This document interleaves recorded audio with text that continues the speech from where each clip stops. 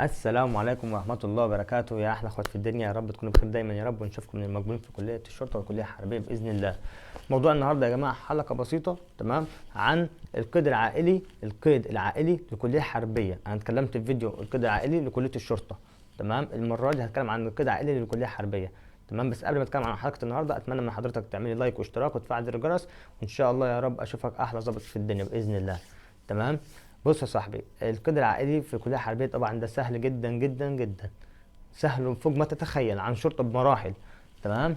بص يا غالي، القيد العائلي كلية الشرطة والكلية الحربية بتقبل التعذر، بتقبل التعذر، خلاف كلية الشرطة. كلية الشرطة مش بتقبل التعذر، وانا طبعا اتكلمت عشان ما اطولش عليكم، اتكلمت في الفيديو ده عن القيد العائلي بتاع كلية الشرطة وهتعمل ايه لو عملت التعذر والحاجات دي كلها. فالمهم، هل الكلية الحربية بتقبل التعذر؟ اه، الكلية الحربية بتقبل التعذر. طب التعذر ده يا جماعه اللي هو ايه؟ انت راح اولا انت هتعمل 3 قيود عائليه: قيد عائلي لوالدك، قيد عائلي للجد للاب، قيد عائلي للجد للام. اولا الحربيه كليه حربيه ما فيهاش تعذر للاب، وشرطه ما فيهاش تعذر للاب.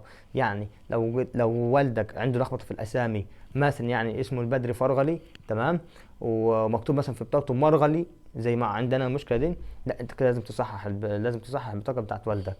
ليه بقى؟ اهم حاجه والدك اسمه صح، وعياله كلهم اساميهم زي اسم والدك في البطاقه. مثلا انت اسمك محمد علي تمام، مثلا اللي تحتها نقطتين ماشي، لا ممكن واحد اخوك مثلا اسمه احمد علي اللي عنده ما فيهاش نقطتين، لا انت تقدر تصلحها وتعمل اياها بنقطتين، يعني حاجات زي كده. تمام. فالمهم يعني القيد العائلي بتاع الاب لازم يكون صحيح وسليم، ما ينفعش تعمل تعذر. طب هتعرفها فين؟ في الجسم، في السجل المدني، سوري، في السجل المدني. لما تروح تعمل قيد عائلي لوالدك تمام، هتاخد معاك صورة بطاقة اخواتك تمام، وهتاخد معاك جزيمة الزواج بتاعت والدك وصورة بطاقة والدك ووالدتك تمام، وتروح رايح بقى السجل المدني وتعمل كده عادي. هناك هيقولوا لك ده تعذر ولا كده، لو كده يبقى كده تمام، مفيش اي مشاكل. تمام تمام. ده الكده عائلي من ناحيه الاب. تاني حاجه الكده عائلي من ناحيه الجد للاب. الجد للاب يا صاحبي، هتجيب جسيمة الزواج بتاعت جدك لوالدك، جسيمة الزواج وصورة بطاقته هو ومرته اللي هو جدك وستك الاثنين، وهتجيب صورة بطاقة عمامك وصورة بطاقة عماتك.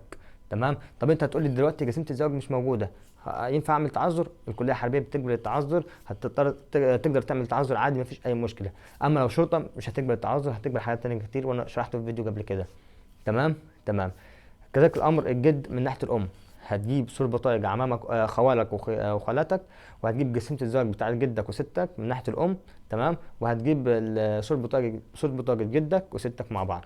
تمام. طب دلوقتي جسيمة الزواج مش موجوده، البطاقه مش موجوده، ينفع اعمل تعذر؟ الكليه الحربيه زي ما قلت لك يا صاحبي بتقبل التعذر. تمام.